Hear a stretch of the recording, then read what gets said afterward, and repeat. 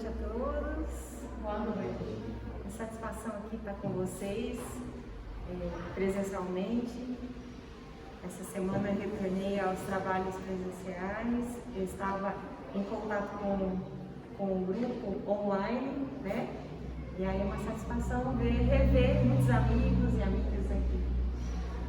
Bom, sejam todos bem-vindos, aqueles que estão aqui pela primeira vez também. E hoje nós vamos falar sobre desencarnação e seus processos.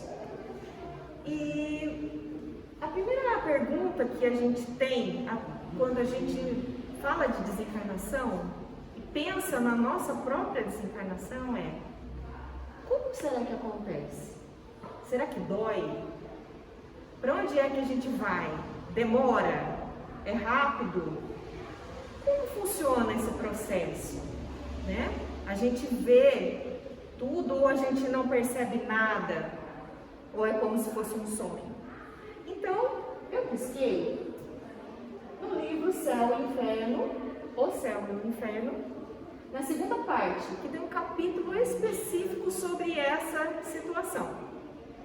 O Passamento, capítulo 1. E aí, em cada capítulo, Kardec traz alguns depoimentos de alguns espíritos que passaram já por esse processo e puderam trazer a sua percepção sobre aquele passamento, aquela transformação, né? Que você sai da vida corporal para a vida espiritual. E aí, depois, se vocês quiserem dar uma olhadinha nesse livro, eu encorajo todos e todas a buscarem os capítulos 2, 3, 4, 5, 6, 7 e 8, que falam das experiências de alguns espíritos considerados espíritos felizes, espíritos em condições medianas, os sofredores, suicidas, criminosos arrependidos, espíritos endurecidos, expiações terrestres, para que a gente possa ter um exemplo de como é, né? Como pode ser essa passagem, certo? Bom, mas aí voltamos às perguntas. O momento da transição é uma transição. A gente não vai morrer, porque o espírito não morre, mas a gente vai passar de uma situação de vida para uma outra situação de vida, né? Aí sofremos ou não, essas sensações experimentadas nem sempre são as mesmas para nós. Por quê? Depende da nossa evolução aqui na Terra e como a gente transcorreu, como foram transcorridos os tempos e os comportamentos nossos aqui, como que a gente viveu, né? Aí, para a gente entender, eu preciso explicar alguns detalhes. Um exemplo é esse laço fluídico que liga a alma ao corpo. O que acontece? Quando a gente fala de alma, a gente está falando muitas vezes sobre o espírito encarnado, tá? E quando a gente fala de espírito, aí é o espírito sem o corpo, certo? E para entender, a gente tem alguns conceitos que eu tirei desse livro aqui, o Perispírito e suas modulações, do Luiz Gonzaga I. O que ele fala? A gente precisa entender que existe o espírito e o perispírito, que é o envoltório da alma, e não se separa dela nem antes nem depois da morte. Então ela vem. Imaginem que o seu espírito é apenas um feixe de luz, ele não tem um formato específico. Só que aí o perispírito tem um formato específico, que ele vai sendo modulado a partir do momento que a gente encarna e passa por essas situações, seja aqui na Terra, seja em outros mundos, certo? Então ele serve de veículo às sensações físicas da alma, porque como seria a alma sentir todas essas coisas que a gente sente se a gente não tivesse alguma coisa para transmitir essas sensações? Então o perispírito faz isso, né? Ele ele faz essa ligação, ele tem esse campo fluídico que faz com que a nossa alma consiga interpretar isso. A alma atua sobre o corpo e dirige-lhes os movimentos. Então, o corpo não manda nada, é só uma veste. Então, o que acontece? A alma, ela, por meio do perispírito, faz com que o corpo haja, se movimente e viva aqui na Terra, né? Então, para a gente entender, a gente tem que entender esse conceito de perispírito. E esse fluido perispiritual, ele desprende pouco a pouco, dependendo das nossas circunstâncias, né? Então, é como se a gente tivesse ele bem grudadinho quando a gente nasce, e aí a gente vai passando o tempo, a gente tem um tempo aqui na Terra do corpo, né? Do corpo material, e ele vai se desprendendo. A gente vai ficando velhinho, vai se desprendendo aos poucos, tá? O sofrimento está subordinado à força adesiva que une o corpo ao perispírito. Aí tem um outro conceito dessa força adesiva, que a gente pode chamar de uma cola. E aí eu entro em um outro conceito, que é o duplo etérico. O que é esse duplo etérico? Forma-se com a encarnação do espírito e não possui existência própria. Então, aqui a gente tem um desenho, o espírito e o perispírito, né? Aqui, ó, essa chaminha pode ser o espírito e esse, aqui em azulzinho, o perispírito. Aqui nós temos o corpo físico, que é a nossa veste material, e o duplo etérico, que é como se fosse uma capinha. E eu digo que a gente pode fazer uma analogia, que ele é uma cola. É uma colinha ali para colar o corpo com o perispírito, para que a nossa alma possa se ligar a tudo isso, certo? Então a gente tem camadas, certo? Então o espírito encarnado é dessa forma aqui, com essas camadas. Qual que é a função do duplo etérico? Absorver as energias vitais do ambiente, distribuindo-as equitativamente, de forma que ela precisa, que a gente precisa no nosso corpo. Para a gente ter uma ideia, no momento do passe, a gente equilibra essas energias, né? Quando essas energias estão desequilibradas, no momento do passe espiritual, né? E aí, o que normalmente a gente mexe? A gente mexe nessa ligação, nesse equilíbrio energético. Atuação na matéria. O espírito ordena ao perispírito, que mobiliza o duplo etérico, que transmite ao corpo físico. Então, são camadinhas até chegar. Que pensa bem, o nosso corpo material é muito denso, né? E para o espírito passar toda essa informação, precisa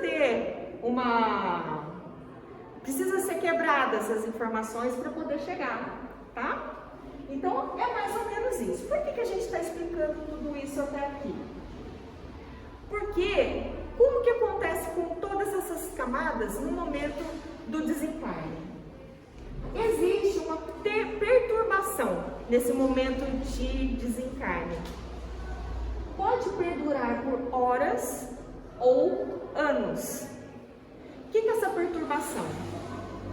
A hora que há esse desligamento dessas camadas, né? Porque o perispírito vai ficar junto com o espírito, mas o corpo e o duplo etérico vão se desprender, né? E aí, para desprender isso, dependendo da condição que você está em relação a essa cola, vai ser mais dolorido, vai ser mais perturbador do que se essa cola estiver bem tranquila, bem fácil de desgrudar, né? O último alento quase nunca é doloroso, uma vez que ordinariamente ocorre em momento de inconsciência. Olha como Deus é bom, né? Nesse momento do desligamento, a gente fica meio atordoado, como se a gente não soubesse onde a gente está, né? E essa perturbação, ela varia de acordo com a pessoa, né? Muitas pessoas dizem não reconhecer que estão desencarnadas. Elas ficam perdidas muitas vezes nesse processo, né? A alma sofre antes dele a desagregação da matéria, que é esse descolamento aí, né? E isso pode causar agonia ou angústia, e não necessariamente uma questão de dor física, mas é uma dor da alma mesmo, de deixar, por exemplo, coisas daqui da Terra e não poder ter contato mais. Então é um desprendimento das coisas materiais, né?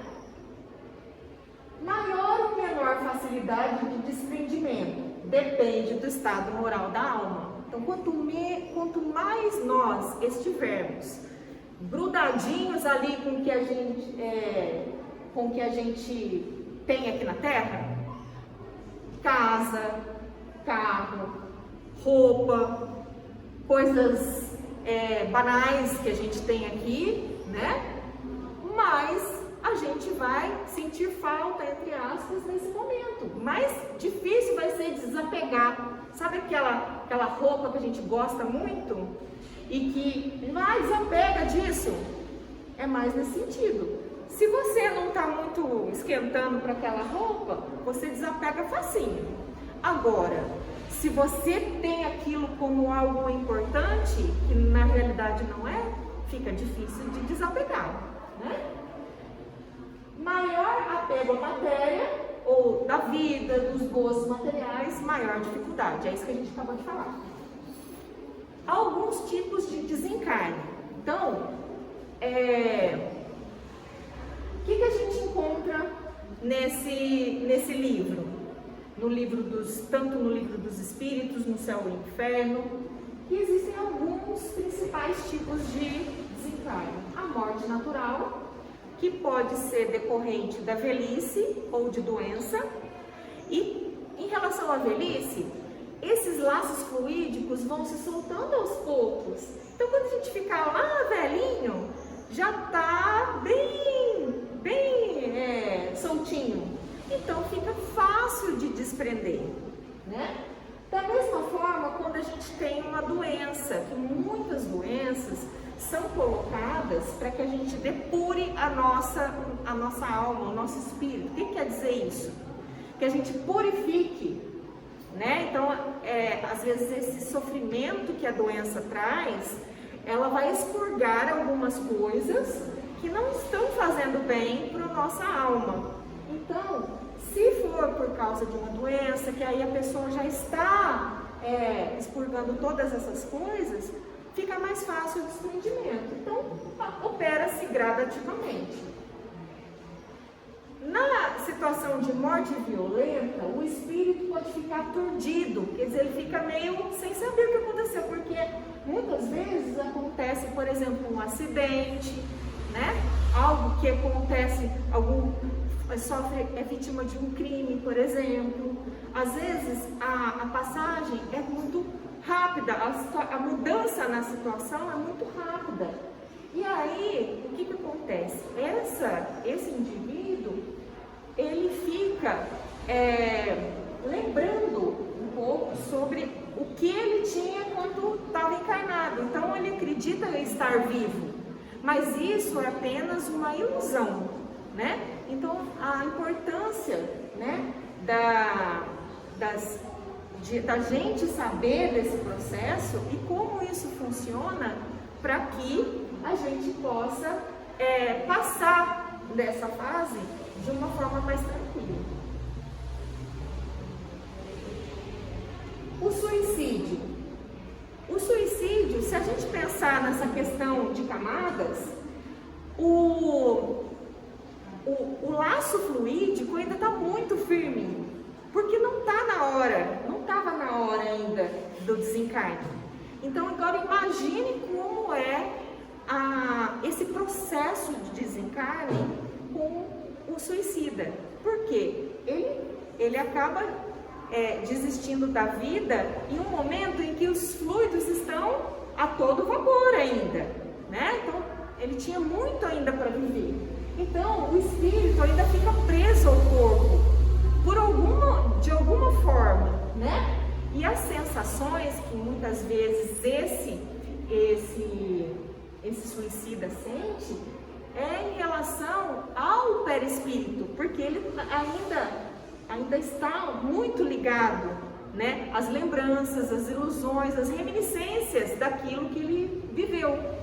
E muitas vezes ele pode se sentir nessa vibração em relação ao que ele fez para tirar a própria vida.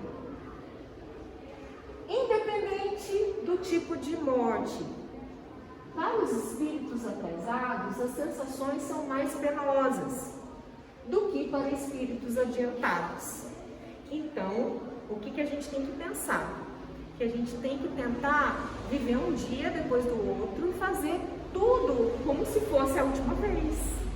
Que nunca a gente sabe quando vai ser a última vez, né? Então a gente tem que fazer o bem, fazer as coisas do jeito certo, né? E tentar não se apegar às coisas terrenas, né? Com exceção do suicídio, essa aqui é um trecho do Consolador que Emmanuel fala. Todos os casos de desencarnação são determinados previamente pelas forças espirituais, que orientam a atividade do homem sobre a Terra. Então, se a gente pensar, existe um planejamento reencarnatório, porém, a gente tem todo o livre-arbítrio para mexer nisso aqui, que pode melhorar ou piorar essa existência que a gente está vivendo aqui, né? Como podemos ajudar os nossos irmãos no momento do desencarne? Será que a gente consegue ajudar? Normalmente, o que acontece? Em muitas religiões, em muitas situações, há um momento de velar a pessoa querida que se foi, né? E aí tem vários tipos de maneira de acontecer isso, né? Muitas vezes as pessoas se reúnem, tem pessoas que vão lá só para curiosidade, né? E muitas pessoas acabam vibrando de outra maneira, né? Ou falando de coisas ruins da pessoa que se foi, né? Ou com maledicências, por exemplo. E aí, o que a gente tem que fazer? A gente tem que concentrar naquilo que a gente for fazer ali, né? Mesmo que a gente não esteja presente numa situação de velar a pessoa, a gente tem que ter uma prece sincera, magnetização espiritual, palavras de benevolência, e não precisa proferir essas palavras em pensamento, né? O conforto ajuda a reconhecer-se mais cedo. Quem? A pessoa que está se desprendendo, ela tem aquele momento de turbulência. Quando você faz uma prece e que induz essa melhor vibração, você a ajuda a reconhecer que ela está nesse processo de desligamento. Então você ajuda com as suas orações, a gente ajuda com as orações a pessoa a se desprender de um modo mais fácil. Se o espírito é sofredor, faz com que se arrependa para abreviar os seus sofrimentos. É claro que existem vários motivos, né? Tem pessoas que desencarnam com uma culpa de não ter dito alguma coisa para um filho, para um pai, por um familiar, alguma coisa que aconteceu durante a vida que não foi bem resolvida. Se a pessoa envolvida da família fizer uma prece e colocar que perdoa, que está de acordo, que está junto com a pessoa, isso vai ajudar a abreviar esse sofrimento, essa perturbação, né? Aí no Livro dos Espíritos, capítulo 6 da vida espírita, o que tem, algumas perguntas são colocadas. Por exemplo, a alma reencarna logo depois de haver separado do corpo? Que é uma das questões, né? Será que eu desencarnei e aí eu já vou reencarnar logo em seguida? Algumas vezes. Essa é a resposta que está no livro dos Espíritos. Mas normalmente encarna depois de intervalos mais ou menos longos. E o que é que a gente fica fazendo durante esse intervalo, né? O que ocorre no intervalo? A alma é um espírito errante. Permanece em um mundo transitório e que pode variar nesse tempo entre horas ou milhares de séculos, dependendo da pessoa e do que ela precisa para poder reencarnar. Na erraticidade, que esse é um termo que a gente encontra lá no livro dos Espíritos, o que a gente encontra ali? Que os espíritos errantes, não é que ele está errado, né? Não é um espírito que está errando. Ele está no momento que ele não está, ele não está encarnado, mas também ele não está num outro mundo mais adiantado. Ele está no meio do caminho. Ele precisa recuperar algumas coisas que ele deixou de fazer na vida pregressa. E para o espírito, quanto mais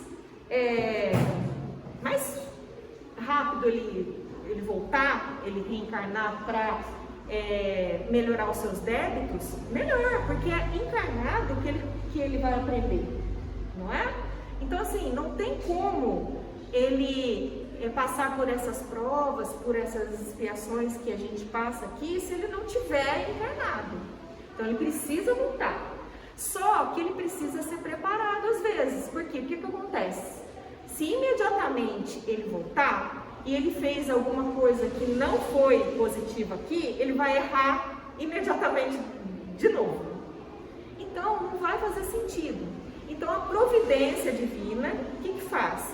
Faz a gente ficar um período ali de estágio, de aprendizado, de escola, do mundo em que a gente vai aprender, vai se preparar e vai participar desse planejamento reencarnatório seguinte, para que a gente vá assim, agora eu vou encarnar e eu vou conseguir lidar com essa situação, né? Então a variação é muito grande, porque depende da evolução moral, né? E também do que a gente precisa reaver dessa vida anterior e de outras vidas anteriores que ainda não foram aprendidas, né? O reencarne depende da vontade? É isso que a gente acabou de falar, é consequência do livre-arbítrio. A gente tem que querer, né? É claro que existem evoluções, diferentes evoluções do espírito, tem espírito que não tem condições de decidir por ele mesmo. Aí os amigos espirituais, com toda a sua bondade, prepara uma melhor maneira, né, de orientar e colocar a pessoa para retornar, tá? Para alguns é uma espécie de punição, porque muitas vezes a pessoa foi, mas ela não é a primeira vez que ela foi. Então ela vai, errou, vai de novo, errou. Terceira vez, errou de novo, vai de novo. E aí às vezes ela fica assim, nossa, mas eu não quero fazer isso aqui de novo. Mas muitas vezes a gente precisa passar por aquilo de novo, até a gente aprender e aí passar para a segunda etapa, né? Prolongamento para o preparo para uma nova reencarnação. Às vezes é o contrário, às vezes você fica muito tempo nesse período de espírito errante para você estudar, para você aprender, para você ajudar outras pessoas que estão na mesma vibração, para você se preparar por mais tempo antes de voltar.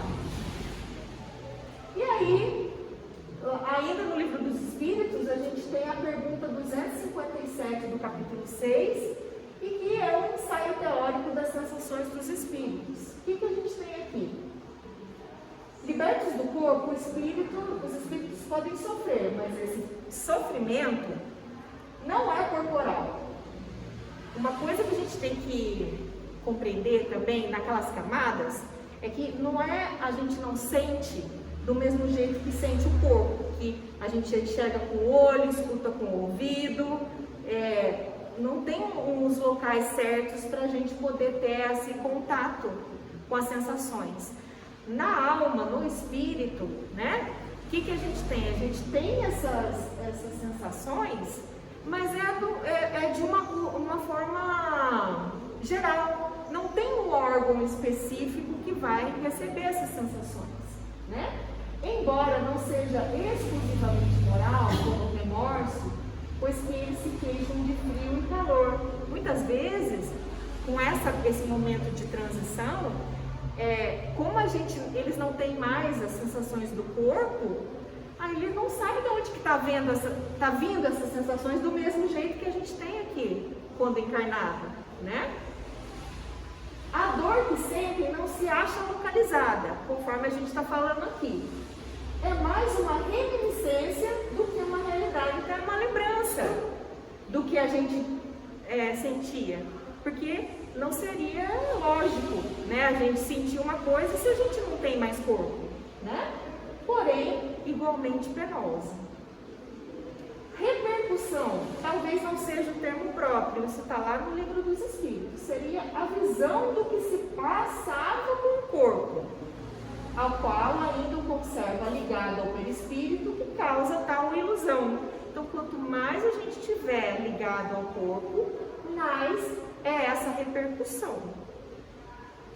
Quanto mais o espírito se purifica, tanto mais etérea se torna a essência do perispírito.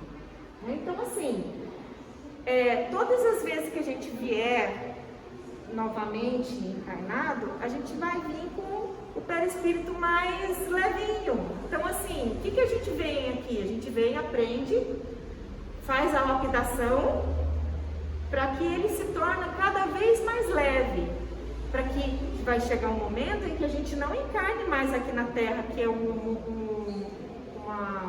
planeta de provas e expiações, que a gente encarne em um outro mais evoluído. Mas até a gente chegar nesse ponto, a gente precisa desse envoltório mais adequado, né? A influência material diminui à medida que ele progride, o perispírito se torna menos grosseiro. Por isso que a gente explicou isso aí lá. E por fim, para a gente finalizar, o que a gente precisa fazer para que esse momento do desencarne seja um momento menos conturbado, né? Dome suas paixões animais. Não alimente ódio, nem inveja, nem ciúme, nem orgulho. Não se deixe dominar pelo egoísmo. Purifique-se, nutrindo bons sentimentos. Pratique o bem. Não ligue às coisas deste mundo importância que não merecem. Então, embora revestido do envoltório corporal, já estará depurado e liberto do jugo da matéria. E quando deixar esse envoltório, não mais lhe sofrerá influência. Nenhuma recordação dolorosa lhe advirá dos sofrimentos físicos que haja padecido. Sentir-se-á feliz por se haver libertado, e a paz da sua consciência o isentará de qualquer sofrimento moral. Então, até a gente chegar nesse ponto, é bem difícil, mas a gente tem que seguir as lições ali, né? Que Kardec coloca no final desse ensaio, dessas sensações, para que a gente possa estar, eu acho, não digo preparado, mas assim, menos preocupado com esse momento aí de desencarne. É isso, pessoal, que eu tinha para passar para vocês.